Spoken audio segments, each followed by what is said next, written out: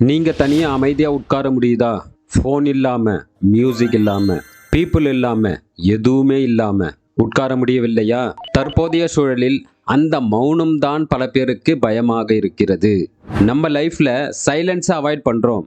பஸ்ல இயர்போன், பெட்ல ஃபோன், தனியாக இருக்கும்போது டைம் கிடைத்தா ரீல்ஸ் ஸ்க்ரோலிங். ஏன்னா சைலன்ஸ் வந்தா நம்ம ஓன் தாட்ஸ் பேச ஆரம்பிக்கும். பழைய நினைவுகள், பயங்கள், அழுத்தப்பட்ட உணர்வுகள். மௌனம் எதுவும் புதுசா கொண்டு வராது. மறந்ததை, மறைத்ததை வெளியே கொண்டு வரும். அதனால்தான் சைலன்ஸை எதிரி மாதிரி ட்ரீட் பண்றோம். பிரெயின் சயின்ஸ் சொல்றது என்னன்னா, பிரெயினுக்கு நாய்ஸ் ஃபெமிலியர் ஆயிடுச்சு. சைலன்ஸ்னு வந்தா அன்னோனாக ஃபீல் பண்ணுது. மௌனம் டேஞ்சர் இல்லை, பிரெயினுக்கு அது அன்ஃபெமிலியர். ஃபோன் ஸ்க்ரோல் எல்லாம் டொப்பமைனை ரிலீஸ் பண்ணுது.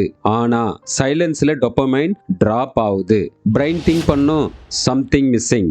அதுக்கு தான் உடனடியாக என்ன பண்றோம், ஃபோன் எடுக்கிறோம், ஸ்க்ரோலை ஸ்டார்ட் பண்ணிடுறோம். மக்கள் தனிமையை கண்டு பயப்படுறது தனிமையால அல்ல, அந்த தனிமையில் பிரெயின் காட்டுற தாட்ஸால. சைலண்ட்டை கண்டு பயப்படாதீங்க, அதனை வாழ்க்கையில் தினமும் கொண்டு வர பழகுங்கள். அதனால் சைலன்ஸ் ஆக இருக்க ஃபோர்ஸ் பண்ணாதீங்க.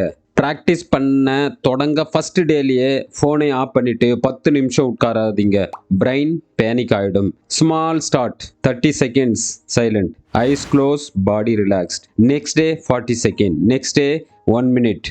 இப்படி கொஞ்சம் கொஞ்சமாக நீங்க டைம் இன்க்ரீஸ் பண்ணி கொண்டு சைலன்ஸாக இருக்க பழகுங்க. தனியா சைலன்ஸா இருக்கிறது பனிஷ்மெண்ட் இல்ல, அது ட்ரைனிங். சைலன்ஸை கடைபிடிக்கும் பொழுது முதல்ல டிஸ்கம்ஃபோர்ட் உருவாகும். ஆனால் தொடர்ந்து பிராக்டிஸ் பண்ண ஆரம்பித்தால் 2 வீக்ல காம் அண்ட் கிளாரிட்டி வர ஸ்டார்ட் ஆகும். உங்க பிரெயின்ல புதிய நியூரல் பாத் உருவாகும். நீங்க தனியா இருக்க கத்துக்கிட்டா உங்க மனசு உங்களுடைய நண்பனாகும்.